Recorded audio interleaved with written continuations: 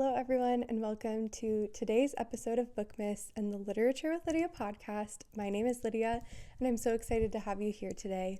In today's episode, I am giving awards to the books that I read this year based on a number of different categories. Now, if you have followed Katie Wittrick on YouTube, she does this every year for her Bookmas, and I actually stole her categories. Thank you, Katie. No, she always is so creative and has such good ones. I know sometimes she also gets the categories from her listeners. So if we have any overlap, thank you. But anyway, I am so excited to dive into these categories and these awards because I read some really good books this year, and I'm excited to talk with you about some of them. So the first category that we have is most unique, and the book that I am choosing is The Borrowed Life of Frederick Fife by Anna Johnston. This is a book about an old man who, in some crazy way, ends up being mistaken for somebody else, and it kind of changes the way that the trajectory of his life goes. For the most part, in a very positive way. He was really struggling on his own, and now he's living in like an assisted living place, which allows him to get to know people that he never would have before and kind of brings community into his life when he'd kind of been living on his own for a while. And it's so unlikely and it's very outlandish, and there are a lot of things that happen that I'm like, that's so weird, but in the best way and in such an endearing way as well. And you come to really love Frederick and the other people that you meet in the assisted living home, as well as their family members that come to visit. And it's such a perfect found family book. If you like reading books about elderly people, this is the one for you. I decided to read it because I saw it being compared to A Man Called Ove by Frederick Backman, which is one of my favorite books of all time, and this did not disappoint. So, highly recommend. And again, very unique story, one that I'm sure you've never read anything like before. The next category is most underrated, and for this I selected 4 Weekends in a Funeral by Ellie Palmer. I was able to interview Ellie on the podcast. I believe the episode came out in either August or September, and it was so cool to talk with her about her inspiration behind the book, her writing process, all of that, her history with being an author. And I loved the book so much, and I don't hear enough people talking about it. If you have seen the movie While You Were Sleeping, this is your book. It is inspired by the story, and if you love the movie, there are a lot of nods to the movie within the book. But even if you haven't, it's such a fun read. I especially loved it because there were so many nods to Minnesota, and that's where I live now. And I love Minnesota. And so all of those little like hints to things just made it that much more personal and special to me. But it's such a fun rom-com, and I love so much that there's also such a strong friendship between the female characters in the book, because I love when friendship is represented in a novel. And anyway, I never said what the book was about, but essentially our main character, she ends up going to the funeral of the guy that she was dating. She had broken up with him, or he broke up with her before he even actually ended up passing away, but he never told his family. And so when he passes away, everyone in his family thinks, oh, you must be so heartbroken. Your boyfriend is no longer living. And so she kind of feels the pressure to like, not be like, oh, we actually weren't together, because why would a grieving family want to hear that? And so you get to read about her experience with the family members as she's kind of navigating, when do I tell them the truth about this? Like, how open should I be? And she maybe starts to fall for his best friend. Who's to say? So, very entertaining and fun, and so underrated. The next category is most likely to reread, and I picked a book that I already have read more than once this year, and it is Everything is Tuberculosis by John Green. Now, It is a rule of mine that I can only read a book once per year because I fear that I will end up just reading over and over and over again. But I made an exception for this book because it is so incredible. It is the story about how tuberculosis is one of the world's deadliest diseases.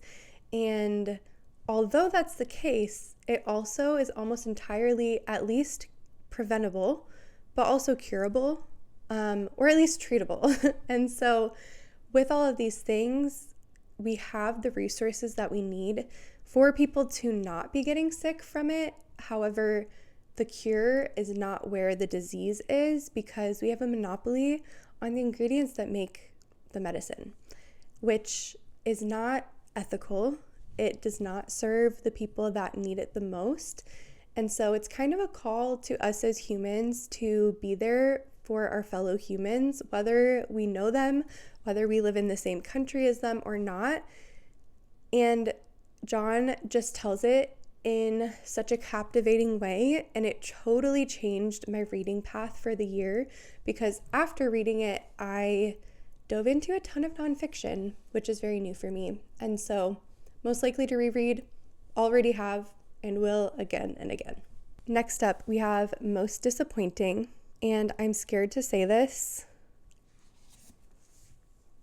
but it's Great Big Beautiful Life by Emily Henry.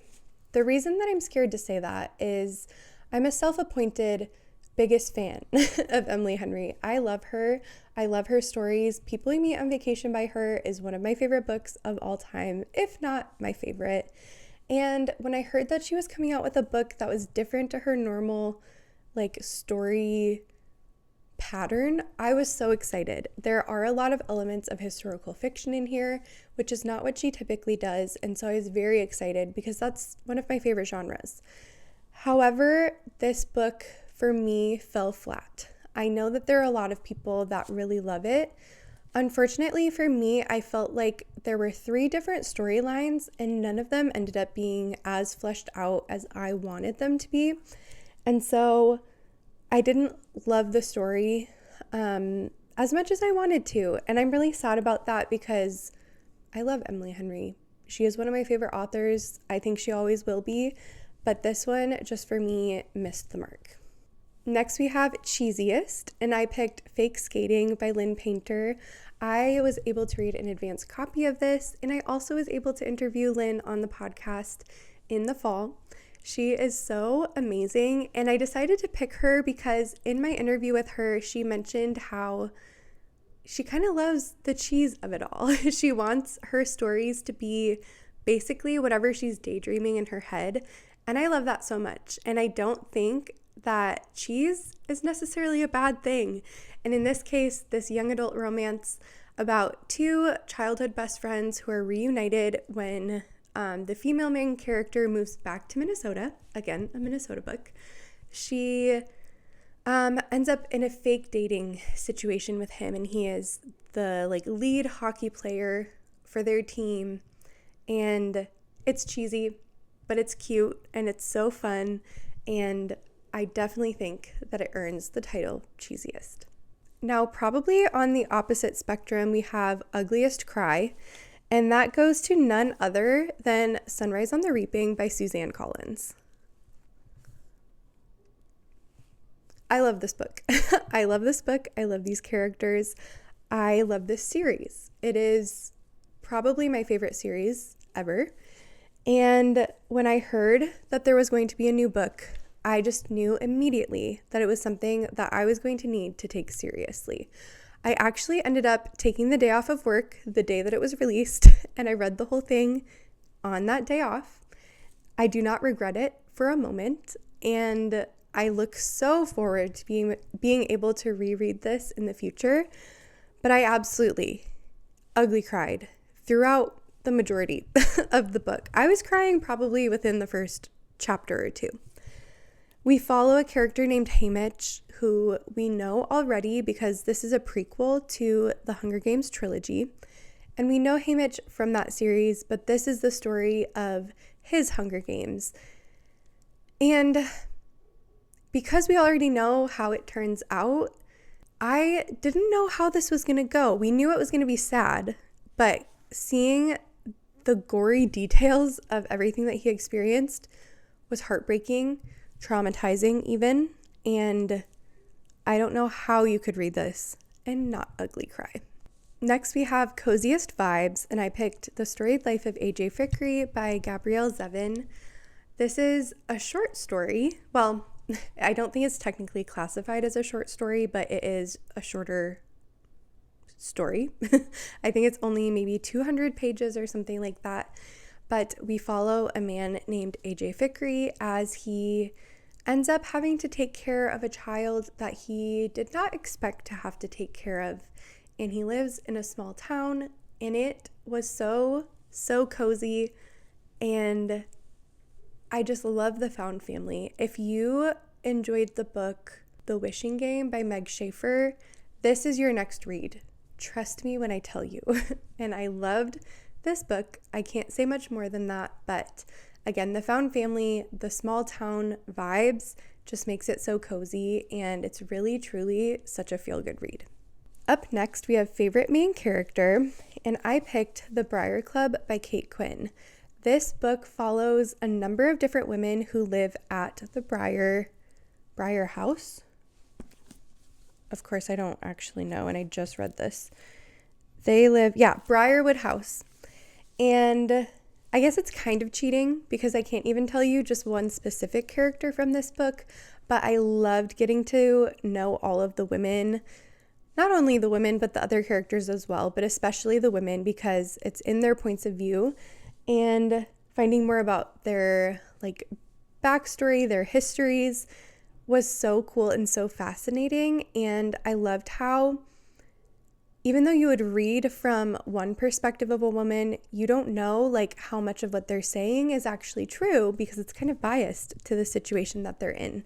So it was cool to then go from hearing about one character, then reading in their point of view and learning more about why they were making the choices that they did or saying the things that they did. And so it was very creative, and I really enjoyed reading this book by Kate Quinn. Next, we have Best Dressed, which is my favorite cover of the year. And I chose The Island Villa by Sarah Morgan. This book, the cover is so beautiful. I love Sarah Morgan's covers.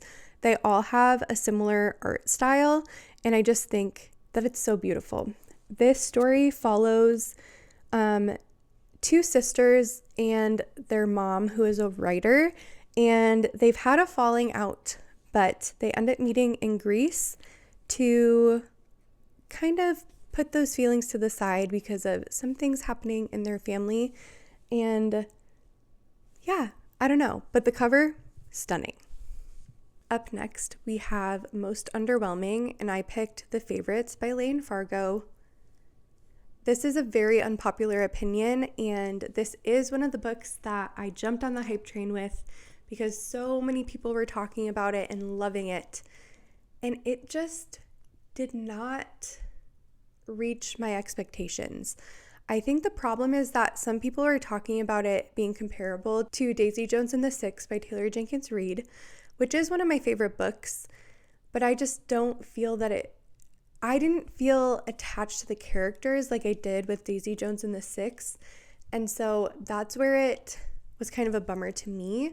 We're following two figure skaters and their path to the Olympics, and naturally they have feelings for each other, and they grew up very poor. It was not likely that they would ever even have a chance to compete to be in the Olympics. So they have all this history together.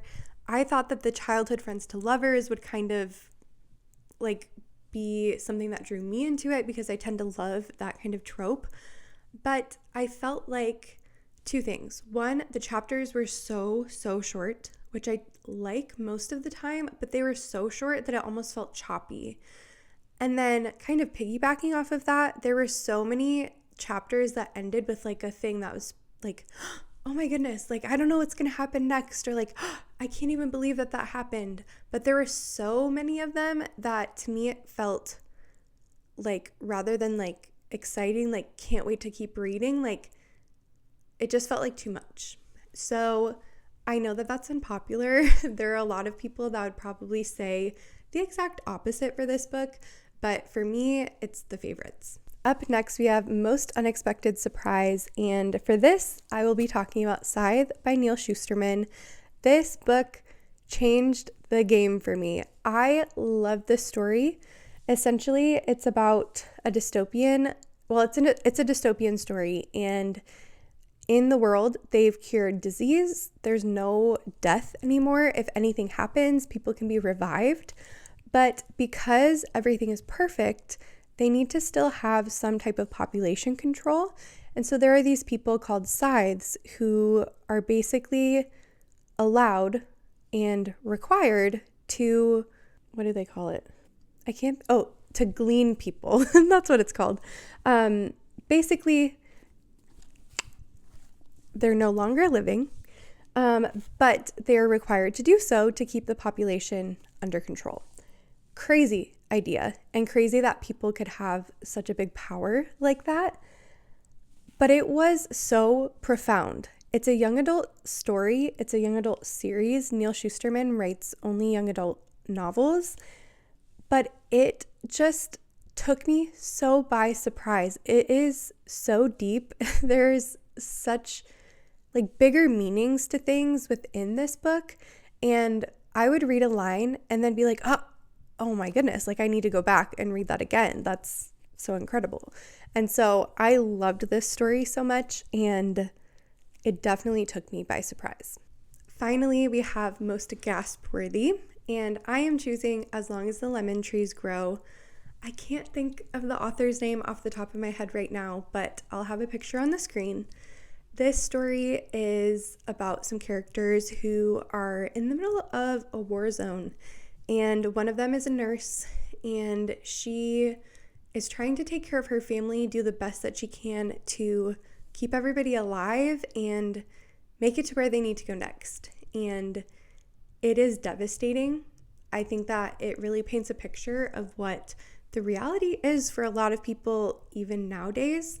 And it's heartbreaking, but there were a lot of moments that I was gasping, that I was so shocked that it took some turns and twists that I did not expect at all.